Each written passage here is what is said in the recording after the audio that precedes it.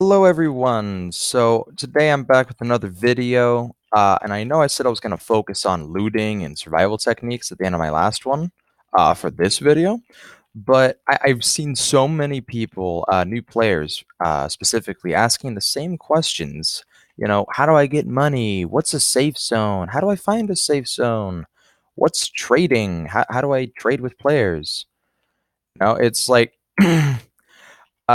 it's it's come to the point that I feel like I should address it as, I'm doing a tutorial series. So the first thing I'm going to demonstrate is just how slash trade works. And I did kind of stage it with this dude. I'm trying to make it so then I can just demonstrate. Here we go. Slash trade. And what this is it's supposed to be a way for you to trade with the player without getting scammed, essentially. And how that works is I would puts in bread. So I'm gonna give him 10,000 as what I already told him, right?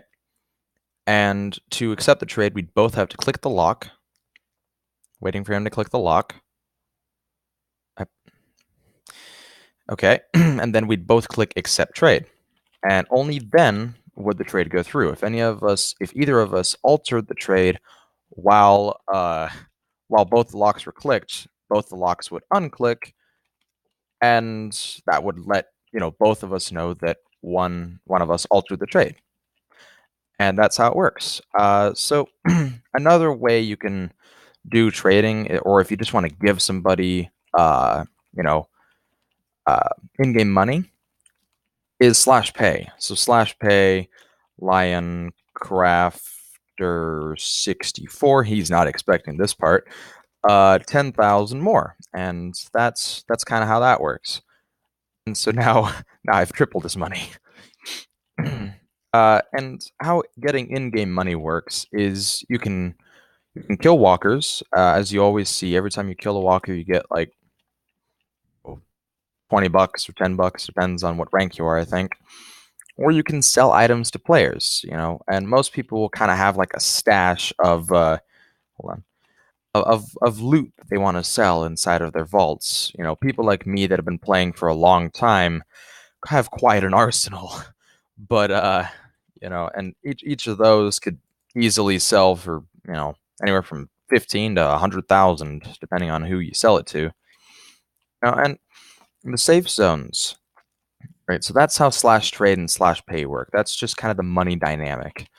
And I wouldn't expect for you guys to all get to like 43 million anytime soon. As far as I know, I have the third highest amount on the server after a junior mod and another player who has 60 million. I'm not going to disclose their name. But what you can do with money is you can buy from players. You can buy warps when you're in the spawn. I'll show that off in a minute. Or when you're in a safe zone, you can go to the various little NPC characters, right click them, and just, you could buy, like, I could buy a Barrett 50 cal for 3,000, right? And that's just kind of how it works. And it would subtract from my total if, yeah. And the same thing goes for, say, medical items, or, over here, I think, is the food. Yep. And if you're a fan of the show, you'll notice they're all named after Walking Dead characters, which is pretty great in my opinion. Then there's, like, you got the melees here. So you definitely want to go for katanas if you can get them.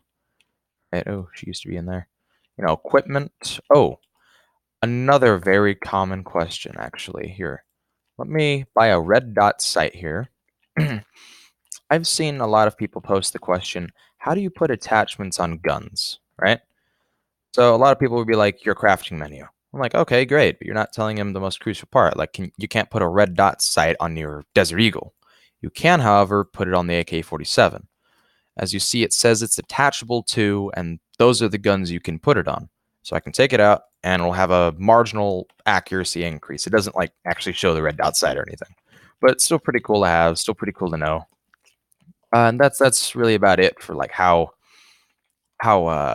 in-game money works and just buying stuff from safe zones. Now, just gonna do that. All right, but That's pretty much it. Now, when you're in a PvP server, you're safe from being killed by other players or frankly anything when you're in a safe zone. Once you're inside a safe zone, your hunger and thirst bar go up to 100%, and then your health follows. But as soon as you go outside the safe zone again, if you're on a PvP server, you can get shot, which is why a lot of people will use that right sign, right click that sign, and they'll spawn somewhere outside of the safe zone instead of jumping off the side and likely getting shot by a sniper, if I'm being honest. And how you find these safe zones, yes, safe scones, perfect. Now, how you find the safe zones is use the compass, right? A lot of people will throw these away. Oops, that's Kit Hunter. I'll get into that later.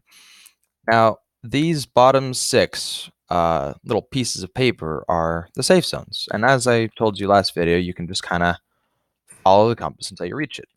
Actually, recently they added it so then it shows you how many blocks you are away from the Traveler Motel in this case. And right now I'm like, that's a long walk, right? So a cool thing you have at your disposal if you find them are motorcycles and or cars, except I'm too close to the safe zone. And you can actually use these to absorb fall damage. If you jump off like a building and you right click in midair while holding one of these bikes, as long as you're not too close to a safe zone, you'll take no fall damage and you'll zip right along. So here we go. And this will increase my speed and such. I can go over little bumps and all the little, up to 1 block, I believe. I'll just keep going. So that's a cool little trick to know. So I'll demonstrate that if I find a building in time. But yeah, that's essentially how money and trading and paying other players works. Now, you should be wary that a lot of players are, totally good in intent. They're not like looking to scam you out of your items, but you should always be wary of that. That's always going to be a thing that you're going to encounter. So just, when you're doing deals, always record if it has to do with something in real life. Like if you're like saying, "Oh, I'll buy, you a rank if you give me all of your jug," right? You don't record, you buy him the rank, or better yet, you give him all the jug.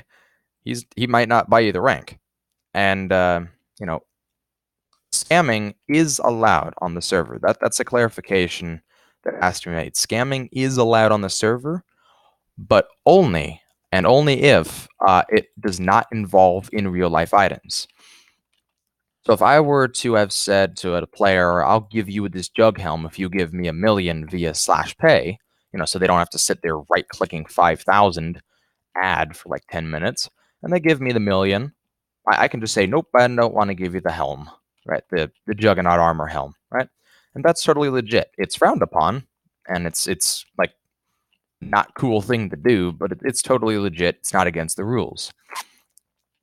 So like Balloon Sunny, that could totally be accurate. He could just happen to have a duffel bag full of extra guns, but in slash trade, you're not going to be able to see that. So someone wise would, see, if this was PvP, I would be whipping out this Barrett and shooting him.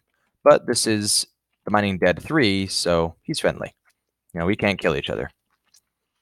But this Walker, on the other hand, he can, or he could have.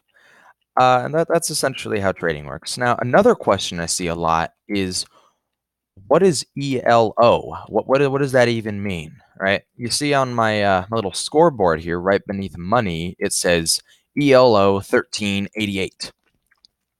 What is that, right? So I take it everyone that's watching this knows what a kill-death ratio is, right? That's a very basic way of ranking, PvP, right? But what ELO is it's a rating system based on relative skill, right?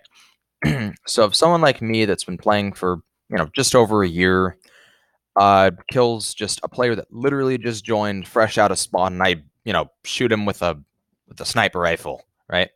I'll get the bare minimum ELO added, and that's 1. You can never not get at least 1 ELO, right? From a kill, right? And that the other guy that I shot is also only gonna lose won because the odds were against him. So the system does not penalize him that harshly. However, if that same new player, got up behind me with his kit survivor dull knife and just managed to kill me, I'd lose like 20 ELO and he'd gain like 30 likely, because that would be his first kill and he'll have killed someone of very, relatively higher PvP skill, right? But anyone on like the top 50 list of the stats board, if I killed them, I'd gain a lot, right? If that noob managed to kill the top guy on the scoreboard, he'd get a lot. I think it would be like 30 or something. I'm not actually sure what the maximum is that you can get from a single kill. But yeah, that's essentially how it is. And I'll post and I'm pretty sure this is going to make some people laugh. I'll post a Wikipedia link down in the description below regarding ELO and how it works if any one of you guys is curious about that. And that's essentially it. So, if someone says like, I have more kills than you, then ask them what their ELO is because they could have just run around killing noobs, which I'll be honest, I do that. But you know, that's essentially just kind of how the PvP system works. Some people go by kills, some people go by ELO, some people don't care, right? It all just kind of depends. So, just some really quick ending points here. If you see, if you see somebody say the word jug armor, they are referring to juggernaut armor, right? And what that is, oh boy, hold on, good grief. Jeez, imagine if I was using my M9 here. All right, what juggernaut armor is okay. Let me back up. There are 4 tiers of armor on the server, right? Just like in vanilla Minecraft, there's leather armor, then there's what would that be? Gold armor, then there's iron armor and diamond armor, right? Think of these riot gear items as iron armor. What this juggernaut body armor here is, that's essentially diamond armor. That gives me the highest level torso I can get. Military helmet, think of that as like gold armor. It's kind of eh. Now, if you see someone running around in leather armor, they are not really well equipped. And juggernaut armor you can't just find on the map, right? You can only find up to riot, and that's not to say that riot is not good. Just like in good old fashioned PvP with swords, a guy in half diamond armor can easily lose against a guy in full iron if the guy in iron knows what they're doing, right? So it's not like armor is going to strictly decide the fate of a match, right? But it certainly does help to have stronger armor, especially if the other guy shoots first. So yeah, I mean that's basically it. I'm gonna eat my $10,000 bread here. Uh, and yeah, that's really about it for this video. I think next I'll focus just more on to, you know what? I'll make it a surprise. This is General signing off. I'm gonna take care of all these walkers outside. See you next time.